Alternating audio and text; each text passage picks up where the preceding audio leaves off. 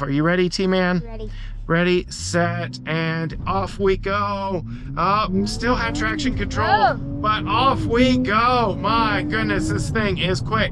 Hey gearheads, and welcome to Garage Talk. I'm Corey. And I'm Tucker. And this is the perfect midlife crisis sports car.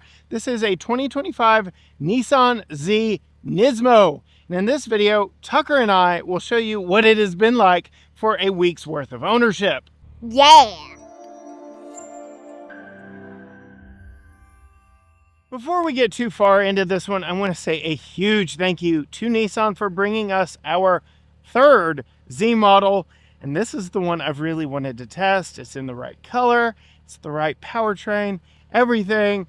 And speaking of powertrain, let's talk about what motivates this one, because as it is the Nismo model, well, there's a little bit of special tuning to this engine and to the overall powertrain, overall suspension components, and the like. So underneath the hood here, we have a 3-liter twin-turbo V6 making more power and more torque than the non-Nismo versions. Here we have 420 horsepower, 384 pound-feet of torque, which is an increase of 20 horsepower and 34 pound-feet of torque over non-Nismo versions.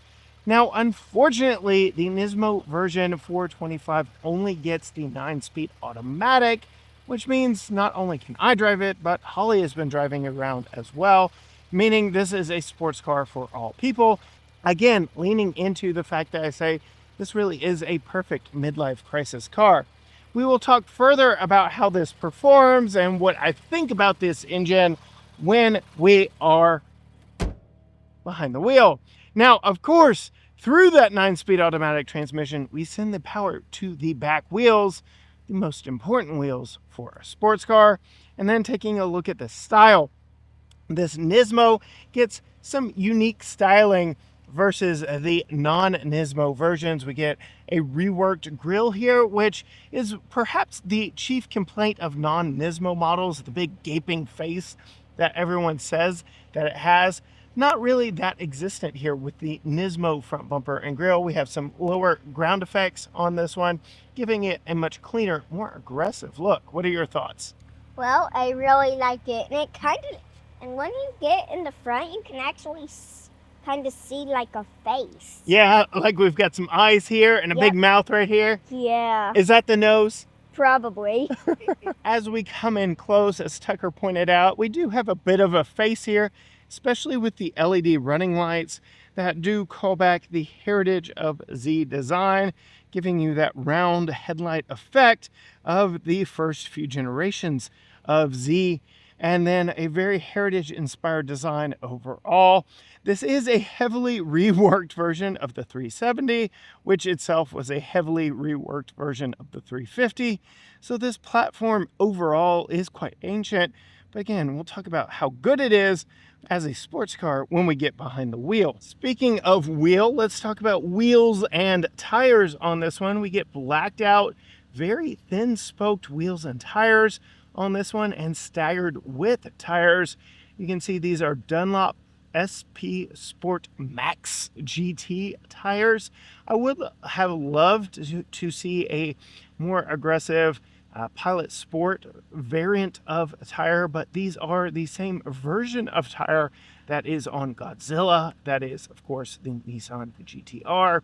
But I do want to come in close and show you exactly what I mean by staggered width. Here we have two 5540 R19 up front, and as we move to the back, you can see we have two 8535 R19. So we have the same size wheels on both front and back, but different width on the front and back. Much wider tires there in the rear. And then the overall profile of the Z, I love it. This is the best angle of the entire vehicle. It is very much the iconic sports car shape. You've got that long hood, you've got the short rear overhang, that fastback design. I love the fact that this one gets the black contrasting roof. It all really works. Tucker, do you like the look of this thing from the side? Yes. And then, of course, our Nismo model does get some black lower graphics down here that really accentuate the overall sports car look of this one even further. As we pull around to the back, we have all LED lighting back here. Again, calling back to the heritage of the Z design. We get dual exit exhaust from that 3-liter twin-turbo V6 that makes some pretty good noises.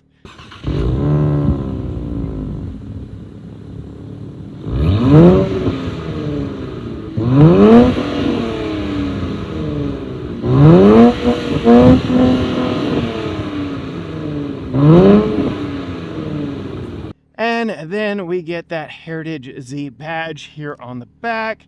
We also got that Heritage Z badge on both sides right behind the windows there. But as we come in close, we do have a power release for the trunk right in here under Nissan. That does open up the rear hatch, which gives you a considerable amount of space, though it is a little shallow. So if you've got some large items, that may be a problem. Given that I have Tucker with me, this will serve as both our family review and our overall tour of this vehicle. So I will go ahead and talk about child seat. We do have a lower or a top tether up here, but no lower latches. So if you do need to put in a child seat, it could be done here in this vehicle. We'll talk a little bit more about that when we move inside, but generally good overall storage space back here. We do have a strut tower brace back there in the back. And then something that I've talked to longtime Corvette owners is just how easy it is to reach your luggage while you're driving on a long road trip, having it right behind you. A lot of longtime Corvette owners are not so happy with the placement of the engine back in the back, ruining this perfect road trip grand tourer setup for them if they plan on using their Corvette long term. So this may be usurping the Corvette for some old timers looking to have a fun road trip vehicle. Again, leaning into the fact that this is perhaps the perfect midlife crisis sports car. Before we climb inside, I do want to show you the key. Typical Nissan key, very small, compact. It is a proximity key. And you can see we have lock, unlock, and a panic button there. We can deploy a physical key if we need it. No remote start, even though we have an automatic transmission, which I feel is a slight oversight, but I'll get over it. When it comes to locking and unlocking, this is not a passive entry. You have to hit this button to unlock, and your door handles are right there. The way it is currently set up, it only unlocks the door on which you push that button. As we open the doors, you can see we get a special interior here on the Nismo. Black suede adorned throughout, including here on the door panel. You can see we have our window switches, window lockout, our lock and unlock, our mirror controls, and our air vents are actually located on the doors. Would you looky here? Tucker's already waiting inside for us. We'll get his opinions here in just a second. Most notably on the seats, we get special RECARO seats for the Nismo model that are red and black contrasting. They're suede lined. We've got some red contrasting stitching. Tucker, what are your thoughts on these seats? Well, I really like them except for the metal, because last time I rode in it, like, every time I stopped, my head would go Oh yeah, bang on the metal. it's actually not metal, it's plastic, but it is hard right there behind your head, isn't it? Yeah. Yeah, and you're actually riding in your booster seat right now instead of your car seat, and we'll talk about that here in a second. But these are thicker, bolstered, they hold you in better. They're a much thinner seat overall. You can see just how thin they are. They're fully manually adjustable right here on the sides. And then, of course, we have two pedals underneath. I'm going to go ahead and climb in and turn it on because it is already getting warm on us here in fall in East Texas, or almost fall. We'll push the red engine start button right there, and then the vehicle comes to life. You can see we get that Z animation there on the fully digital gauge cluster right there in front of us. We have a fully digital touchscreen right here for infotainment. And that is the entirety of the screens in this vehicle. We don't have a rear view mirror camera. You can see just what our rear view looks like out of that hatch back there. We don't get a head-up display. It is all the driver information is displayed right there in front of you. We do have different drive modes with our drive select here. So we have standard, sport, and sport plus. Nothing happens predetermined when you put it in different drive modes to the gauge cluster, but we do have buttons here where we can pan through different things on the screen. So we can go to normal, sport, or enhanced. So this is our normal drive mode. Perhaps that is why when we put it in Sport Plus, nothing happened. Nope, it's just not tied to it at all. So we'll go ahead, put it in Sport Plus. I'm going to put it back on the Sport screen here. So right there, put it in Sport. You can see atop of the tachometer there, we do have shift lights, but again, that is only if you're using the paddle shifters for the 9-speed automatic. Otherwise, you have a bunch of touch controls right here. That arc gloss black, not our favorite. We only have one control over my left knee. That is the traction control button. We have a big color touchscreen infotainment right here with wireless Apple CarPlay and Android Auto. Big knobs for volume and tuning. A lot of quick access buttons down here. But down below, we have our single zone automatic climate control. So even though we have old school dials, there is an automatic function here for the overall fan speed. So you can adjust that or set it to auto. We have USB-C and USB-A interfaces for the infotainment, but again, wireless Apple CarPlay and Android Auto. Rubberized storage here, engine start button, drive mode button. We do have some auxiliary gauges up here, including boost speed and boost pressure, as well as your voltage from your 12-volt battery up there. Not a lot of controls down here. We don't have the heated seats of other models, but we do have our trunk release right here. Right. As we move back, you and Mommy had some thoughts on this center console area. Do you want to share that with everybody? Yes. You have a hidden cup holder, which Yeah. might see some suckers in here. But wait a minute. From earlier today. Yeah. If I close the lid, how do we get to that cup holder? Ugh. Yeah, the lid actually slides back, so now I do have two cup holders for my two passengers, which is nice. And then we can still get into the center console. It's a little Which on is pretty tiny. It's a little on the small side, but yes, this slides forward or back, giving you those two cup holders. We do also have cup holders in the door, but my goodness, they are small, so I wouldn't rely on them too much.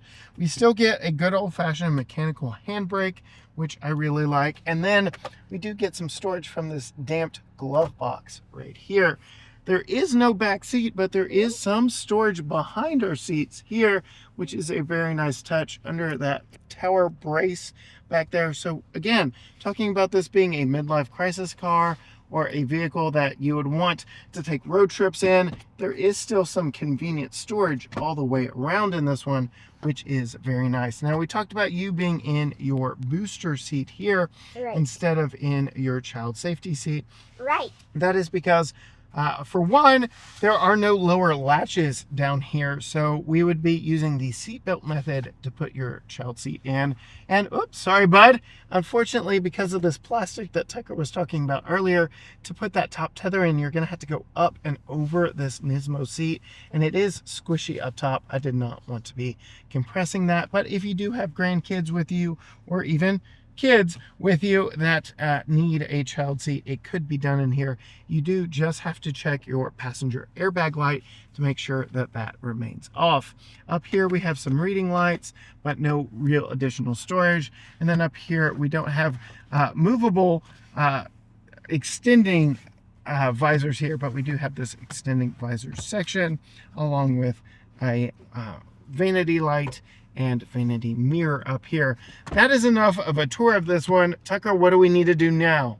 Go for a drive! All right, gearheads, we are now inside. Tucker is riding shotgun with me, but I wanted to show you around a little bit point of view what it looks like here from the driver's seat. You can see full digital display. We do have CarPlay now that my phone is not recording. The storage area is big enough for 16 Pro Max, which is nice, and I can set that right there. We are in sport drive mode because I'm about to turn on our RaceBox GPS timer, lap timer, drag timer, all that. You can get one for yourself, say 15% off by using the code down in the video description. Very simple to put it back in drive, but before we set off, I do again want to show you exactly why this would be such a great Grand Tour / midlife crisis car. All the storage behind the seats that is so very easy to get to. But Tucker, are you ready to see just how quick this car is? Yes. 0 to 60?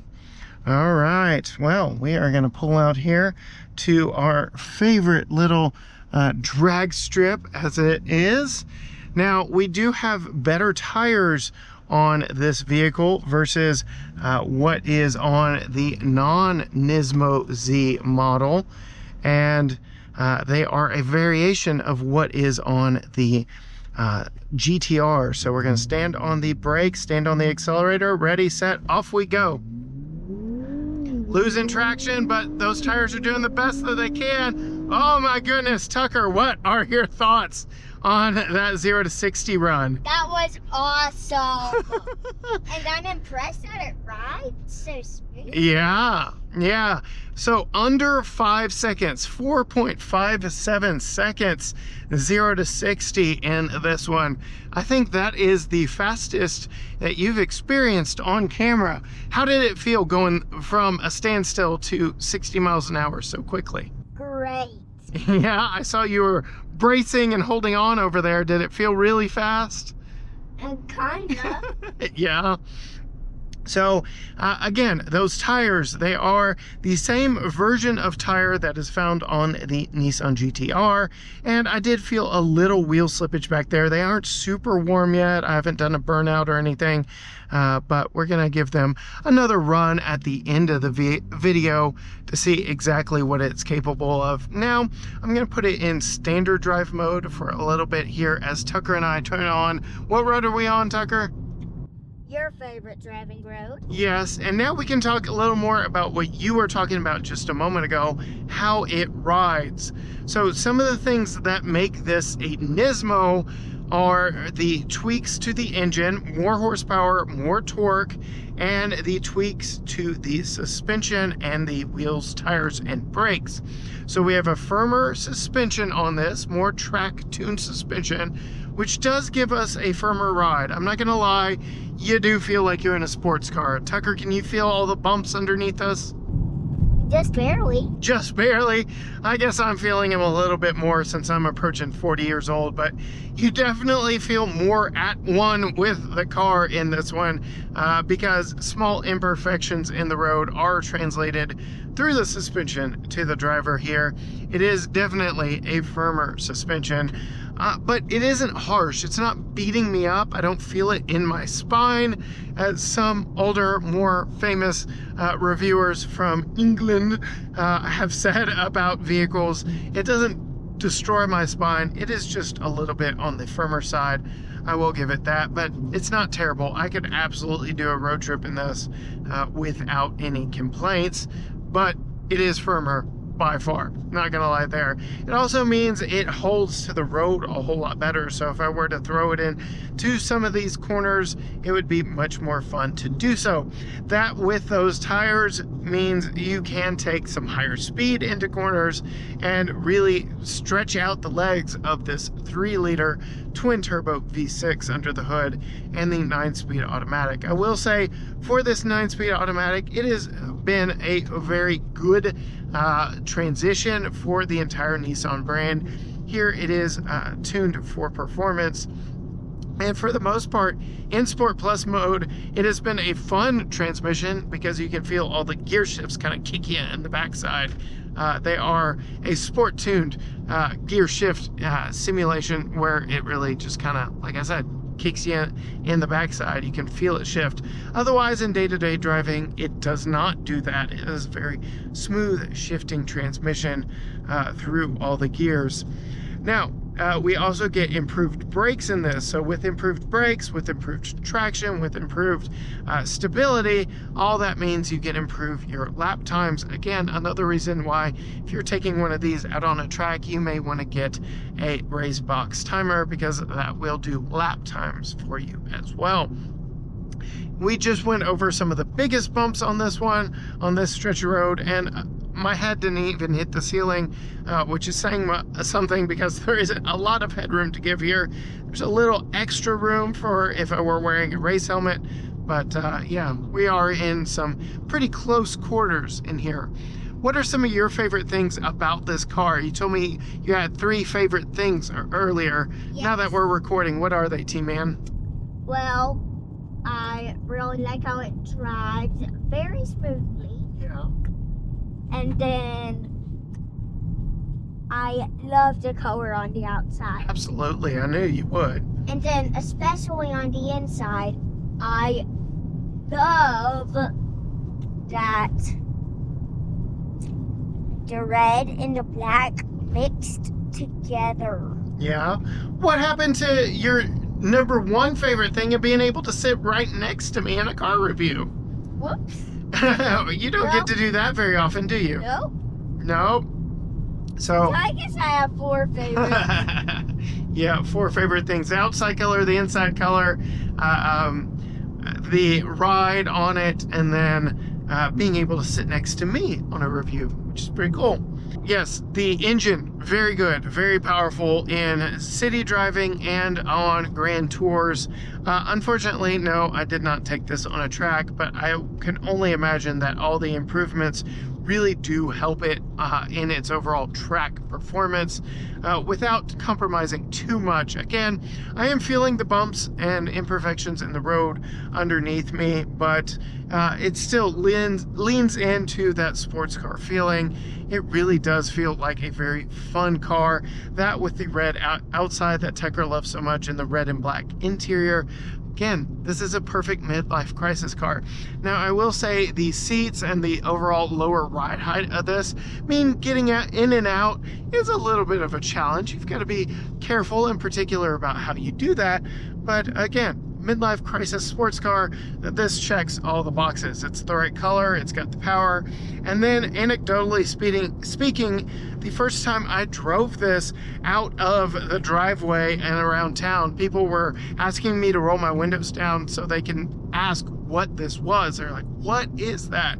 It just stands out so well. So it definitely draws attention. And again, I think this red paint is one of the reasons.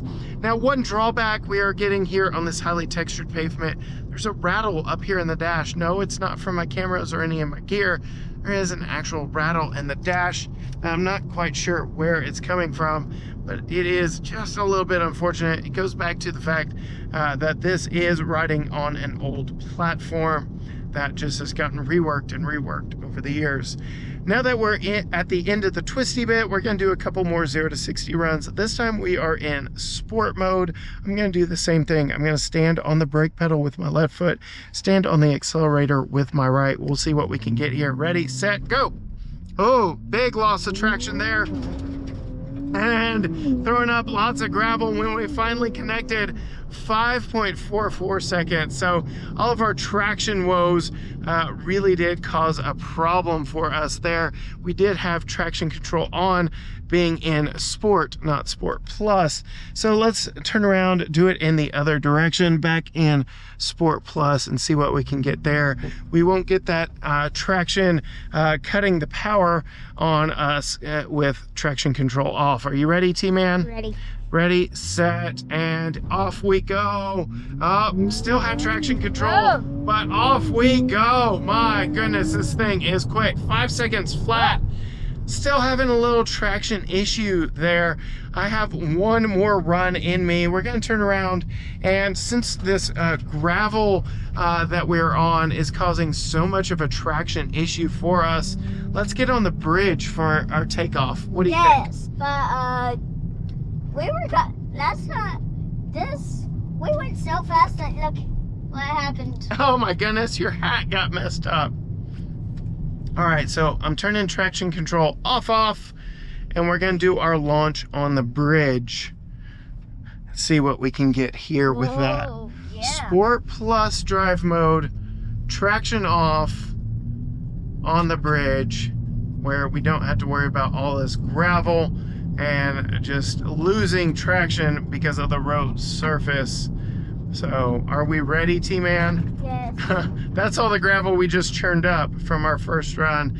Let's see if we can't beat 4.5 seconds here in this one. Are you ready? Ready.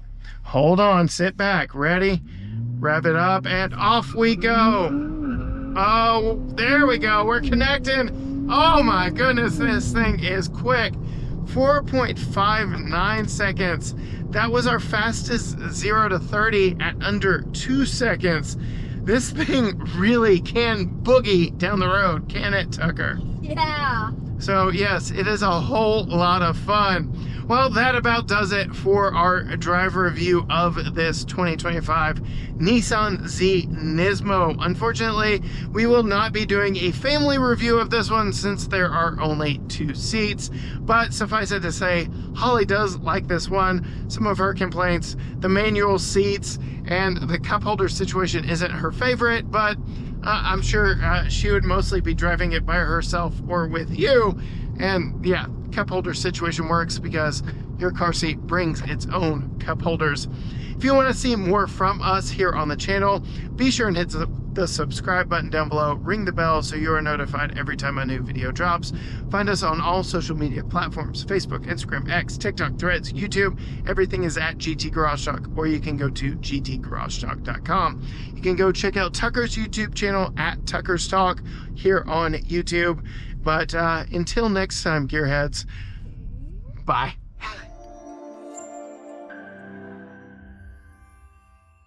You ready? For what? Sit back. Woo! Let's go! Woo! Was that fun? Yeah. All right, we're gonna pull.